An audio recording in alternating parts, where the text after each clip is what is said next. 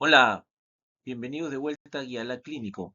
El tema del día de hoy es reacción antígeno-anticuerpo. La reacción antígeno-anticuerpo se basa en la unión específica entre un antígeno y su anticuerpo correspondiente. Es una reacción serológica cuyas principales características son: es específica, ya que el anticuerpo, como dijimos, se une exclusivamente con el antígeno que provocó su producción, como si se tratase de una llave y cerradura. Es reversible, ya que está conformado por uniones débiles no covalentes que se pueden deshacer. Es rápida, se produce en milésimas de segundo. Y también es espontánea, pues no consume energía. Se presenta en dos etapas: interacción primaria o físico-química, que no es visible, y la interacción secundaria o visible. Interacción primaria. Depende del reconocimiento específico del anticuerpo a su epítopo y del grado de combinación antígeno-anticuerpo. Como dijimos, es una etapa no visible. En la interacción primaria no se visualiza la unión. Se trata generalmente de antígenos monovalentes y requieren un método de revelado, es decir, requieren una ayuda adicional para poderlos hacer visibles. Por ejemplo, métodos inmunocromatográficos, métodos inmunocolorimétricos o incluso de quimioluminiscencia. En la interacción primaria intervienen enlaces no covalentes, como los puentes de hidrógeno, que generalmente se forman con oxígeno y nitrógeno, formándose mayor cantidad de puentes. Entre los iones de hidrógeno compartidos entre distintos grupos crean cargas parciales opuestas, las cuales hacen que se atraigan más y los inmunoreactantes se unan con mayor firmeza. Los enlaces electrostáticos o la atracción electrostática se debe a la atracción de grupos de cargas opuestas también, y que al ponerse en contacto se atraen, y por lo tanto la reacción antígeno-anticuerpos también se refuerza. Las fuerzas de Van der Waals son generadas por la atracción o fluctuación de nubes de electrones que se están presentando alrededor de las moléculas que están reaccionando, y entre estas moléculas de átomos polarizados, y al haber esa fluctuación se va a generar una fuerza de atracción mayor. Y por último, las uniones hidrofóbicas, en las cuales repelen el agua y entre ellas, digamos que sacan moléculas de agua, molécula a molécula, y tienden a agruparse para excluirla. Y esta atracción también genera mayor fuerza de unión entre ellas y estrechez entre los espacios. La interacción secundaria es la manifestación de la primaria y es visible. Es visualizable, se cuentan con antígenos multivalentes y requieren altas concentraciones de unión antígeno-anticuerpo, ya que estamos hablando de moléculas muy pequeñas. La formación de estos puentes o enlaces con las uniones no covalentes que habíamos mencionado ayudan a que se formen redes mucho más grandes y a la vez visibles. Pero todo esto también gracias a la gran formación de uniones entre redes y los antígenos multivalentes que llegan a, digamos, juntar más anticuerpos, y con lo cual la red se forma mucho más grande. La interacción secundaria se manifiesta por precipitación y aglutinación. Es las reacciones que vemos en el laboratorio. En la precipitación tenemos la característica de que el antígeno se encuentra soluble, es decir, disuelto en una solución, y las uniones, a pesar de que son macroscópicas, pero necesitamos igual ayuda de un microscopio con pequeño aumento o de repente un estereoscopio. En cambio, la reacción de aglutinación es una reacción más visible, ya que el antígeno se encuentra particulado. ¿Qué significa esto? Que se encuentra sobre una superficie, como vemos en la imagen, se encuentran sobre un microbio. En este caso, también puede ser una reacción de hemaglutinación, donde el antígeno se encuentra sobre la superficie de un glóbulo rojo, y estos partículas que contienen a los antígenos hacen que la manifestación sea mucho más grande, ya que estamos hablando de moléculas de antígenos sobre superficies gigantescas para ellos, porque estamos hablando de células muchos miles de veces más grandes, lo cual hace posible la visibilidad a simple vista, de manera macroscópica, lo que no ocurre en la precipitación, donde el antígeno está disuelto, la unión antígeno-anticuerpo se produce, pero para su revelación necesitamos ayuda visual, como de repente un estereoscopio.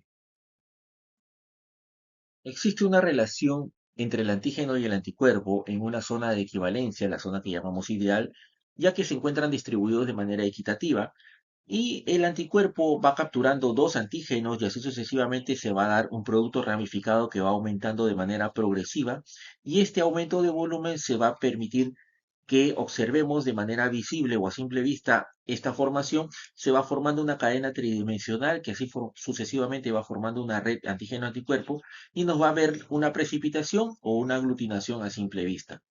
Por un extremo tenemos el exceso de anticuerpos, el llamado fenómeno de prozona, donde los anticuerpos van uniéndose y se van formando complejos, pero quedan libres porque rápidamente los antígenos fueron capturados y esto no da lugar a la formación de un enrejado o una red.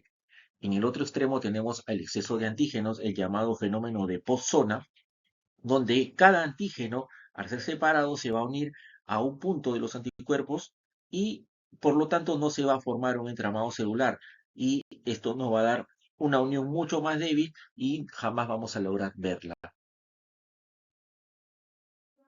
La interacción antígeno-anticuerpo depende de la ley de acción de masas. En esta unión de naturaleza química, que depende de la unión de las dos moléculas, la cual tiene que ver con la naturaleza química de lo que está dándose entre los inmunoreactantes, y esto está evidenciando que la combinación del antígeno-anticuerpo tiene un alto grado de especificidad, lo cual depende básicamente del anticuerpo. Como vemos en la imagen, la unión de antígeno más anticuerpo da el inmunocomplejo antígeno-anticuerpo, y en el lado derecho tenemos lo que es la ley de acción de masa con una K que representa una constante, puede ser la constante de asociación o de unión, o la constante de disociación o de ruptura. Esta unión entre el antígeno y el anticuerpo depende de la complementariedad química, es decir, qué tan específico sea el anticuerpo para el antígeno, depende de la conformación tridimensional de las moléculas, obviamente también su estructura, carga de sus elementos opuestos se atraen, es decir, si son cargas opuestas es más fácil que se atraigan, el grado de adaptación también de los componentes y la fuerza y estabilidad de los enlaces que los unen, todas las uniones que habíamos mencionado anteriormente, las uniones hidrofóbicas, las fuerzas de Van der Waals, los enlaces electrostáticos y los puentes de hidrógeno. Factores que influyen en las reacciones serológicas. Presencia de electrolitos. Los electrolitos permiten que se mantengan solubles los anticuerpos, lo cual impide que se unan entre ellos, lo cual los haría menos efectivos en la reacción. El pH. Es importante para la disociación de los complejos antígeno-anticuerpo. Por lo general, los sistemas serológicos se realizan en un pH neutro, pero pueden asociarse entre un pH de 5 a 9 sin que hayan cambios notables en la reacción. Temperatura. La velocidad de la reacción a la que se producen la unión antígeno-anticuerpo es proporcional a la temperatura y debe ser proporcional porque lo que estamos midiendo en las pruebas serológicas es lo que ocurre en el interior, es decir, in vivo. Vale la aclaración de lo que estamos haciendo es tratar de simular lo que ocurre en el interior de un organismo para poder tener una idea de lo que estamos realizando o estamos observando. El tiempo, generalmente la combinación entre antígeno-anticuerpo es rápida en la primera etapa, pero para que se dé una reacción antígeno-anticuerpo y se pueda evidenciar, a veces es necesario que pueda transcurrir cierto tiempo. La mayoría de las lecturas de la reacción se tiene que realizar entre 2 a 3 minutos, por ello es importante y siempre recalcamos la importancia de leer el inserto, ya que esto nos va a ayudar a definir cómo el fabricante trabajó y podemos tener una guía certera.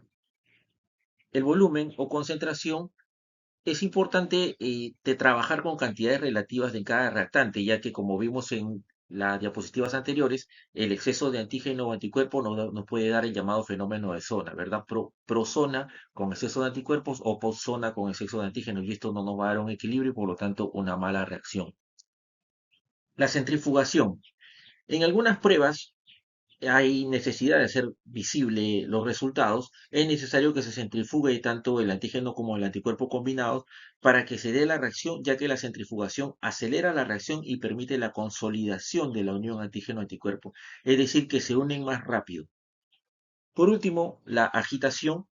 En este caso lo ponemos sobre un agitador con unas revoluciones bajas de entre 100 a 200 RPM y esto incrementa los choques efectivos donde los anticuerpos buscan y chocan con los antígenos y por lo tanto se dan más rápido las reacciones. Es básicamente proporcionarle una pequeña ayuda a nuestros reactantes o inmunoreactantes.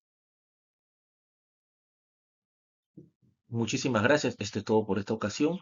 Hasta la próxima. Sígueme para más contenido.